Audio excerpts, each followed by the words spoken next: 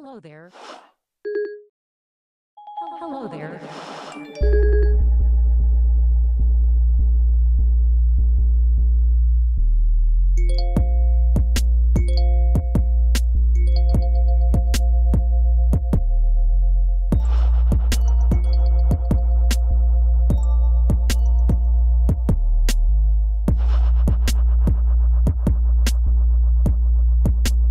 Hello there.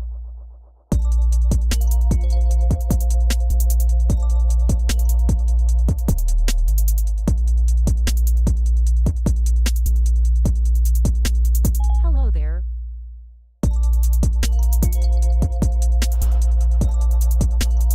Hello there.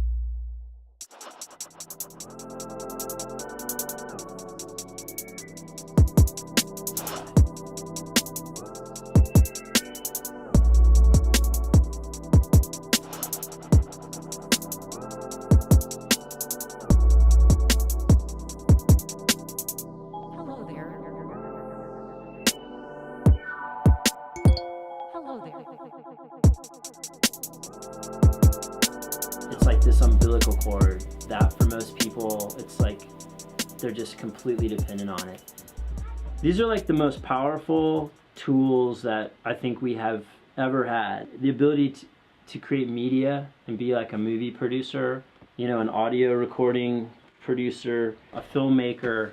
Nothing has liberated us like being able to have such a powerful computer like right in our pocket, and to be able to have that communications device where you can share it with the world.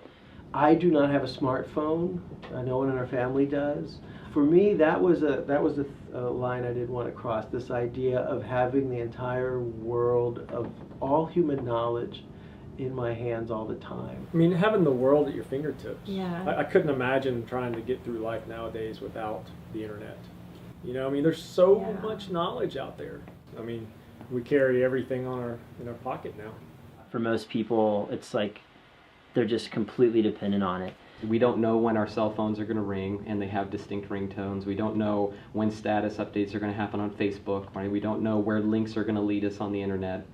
And after pairing that enough times, you want to check your phone all the time because you start thinking about it, and just the thought will trigger the dopamine. Dopamine is a neurotransmitter that your brain releases, and it was originally discovered that it was released during things we would consider to be pleasurable, like having sex, eating food, and we've learned that it's released with very powerfully addictive drugs like cocaine and amphetamines.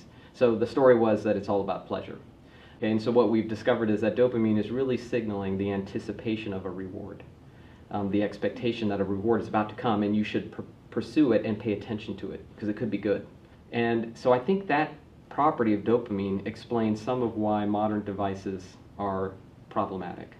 I don't spend hours on it or anything like that, but I will periodically check. I definitely periodically check throughout the day. Mainly, we use Facebook to, we use the messenger side for some of our family members that don't text or email. I think it does kind of lend itself to separate those relationships more, though, because you're seeing a one-sided version of that person's life or experience. We're not sharing with them about that.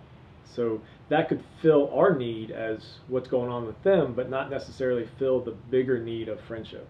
If that interpersonal contact is replaced with texting primarily, then with Instagram or Facebook, and I think then it becomes a crutch and those type of things when you're going to defer to the technology instead of making eye contact and talking with the person who's in front of you.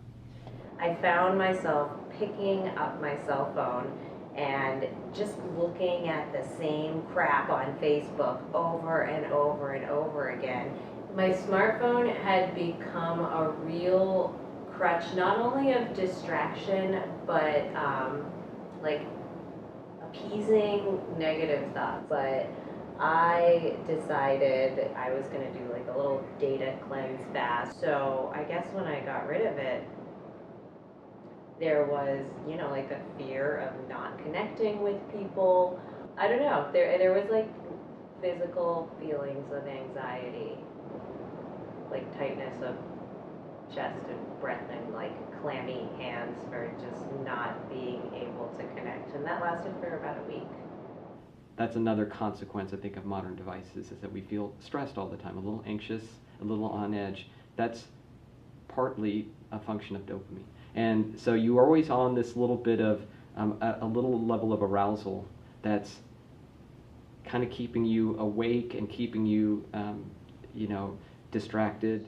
And then when the fast was over, I continued to not use it, and that lasted for about a year and a half. And in that year and a half,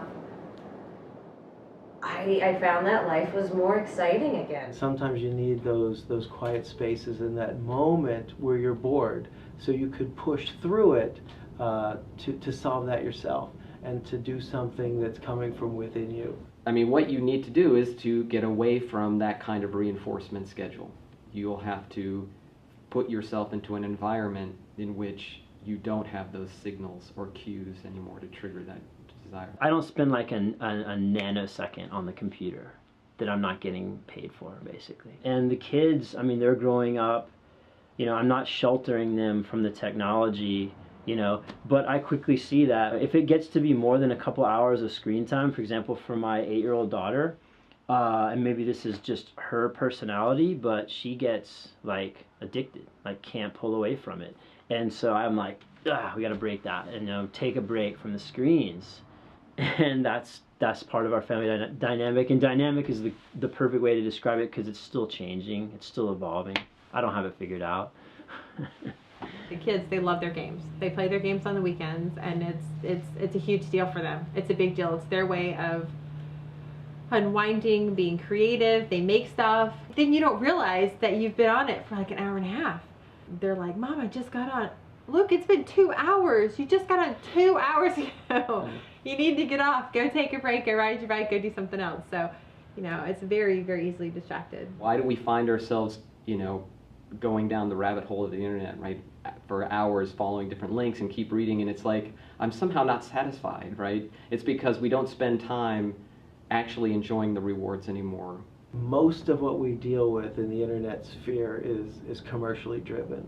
When those are the drivers, then there's imperatives other than our social well-being at play. Right now with behavioral advertising, they know as soon as you're on, Facebook, where you've been last, but, we're being sold, okay, constantly on any of the social media platforms.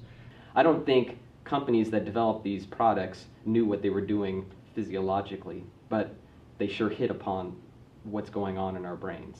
Modern media companies are quite happy with that. It's the excitement of what you're going to get. In some ways, it's the not knowing, which is what really is hooking you.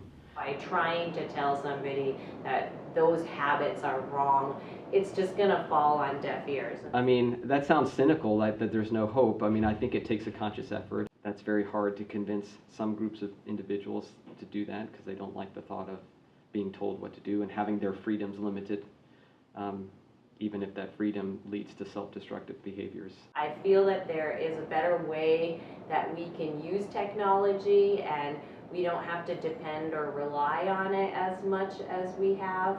But in order to have that conversation and to get people to think more thoughtfully about their actions, it's not by telling them that what they're doing is wrong. It's just by showing how an average mundane use of technology is and allowing them to make the decisions about how that is affecting their lives. My concerns are kind of personal and existential.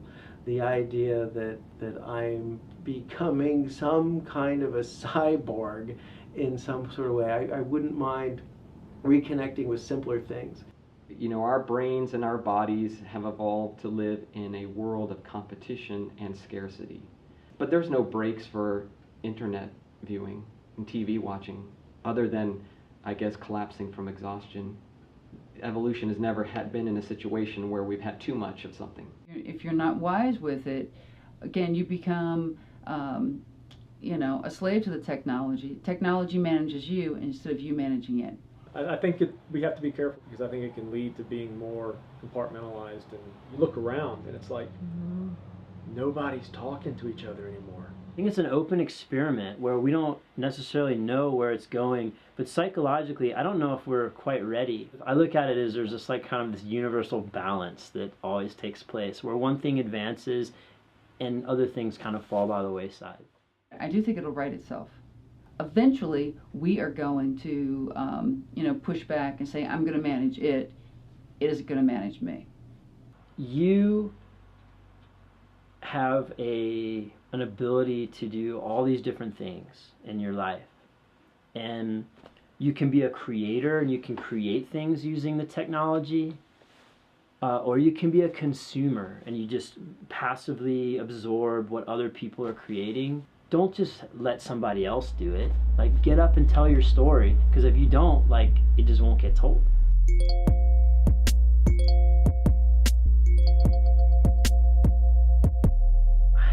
I read somewhere, and I don't know if this is true, but like Steve Jobs like didn't let his kids like use an iPad, and I'm kind of like, that sort of says it all.